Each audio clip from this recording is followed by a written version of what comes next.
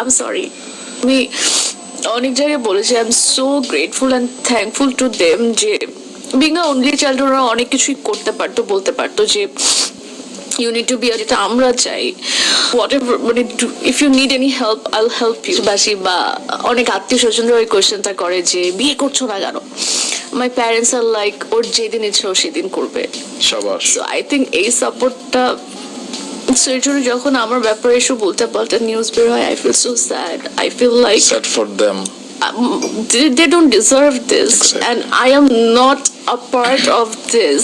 Like আমরা সত্যটা না জেনে খুব ইজিলি একটা মানুষের ব্যাপারে অনেক কিছু বলে ফেলি। আই থিঙ্ক এটা ভাবা উচিত, বিকজ তার এবং তার ফ্যামিলিতে এটা কিভাবে ইম্প্যাক্ট পড়তে পারে। অভিনয় জগতের আলো ঝলমলে দুনিয়ায় যে মানুষটাকে আমরা সব সময় হাসতে দেখি, তার হাসির আড়ালেও কি লুকিয়ে আছে কোনো গভীর দীর্ঘশ্বাস?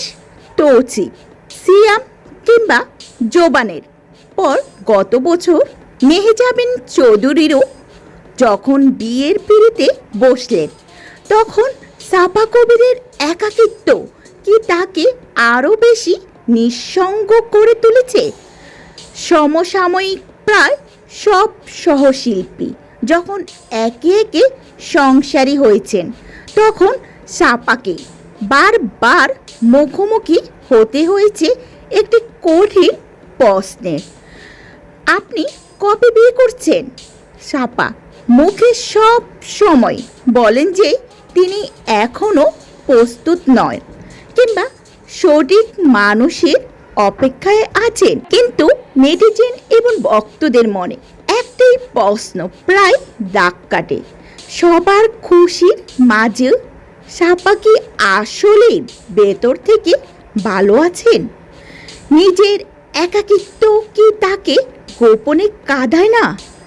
মেহজাবিন চৌধুরী ও আদনান আল রাজীবের বিয়ের কিছু রোমান্টিক ছবি যখনই প্রকাশে পান, তবে কি এই একাকিত্বের পেছনে অনেকেই খুঁজে পান অতীতের এক গুঞ্জনের গল্প?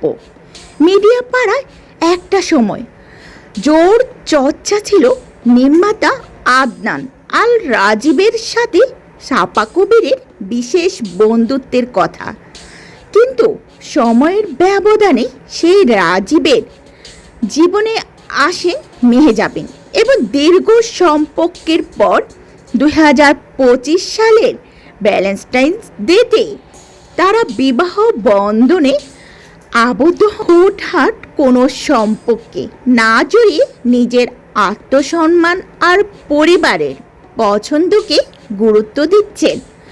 সাপা বিশ্বাস করেন তাড়াহুড়া করে ভুল মানুষের সাথে জড়ানো যে একাকিত্ব অনেক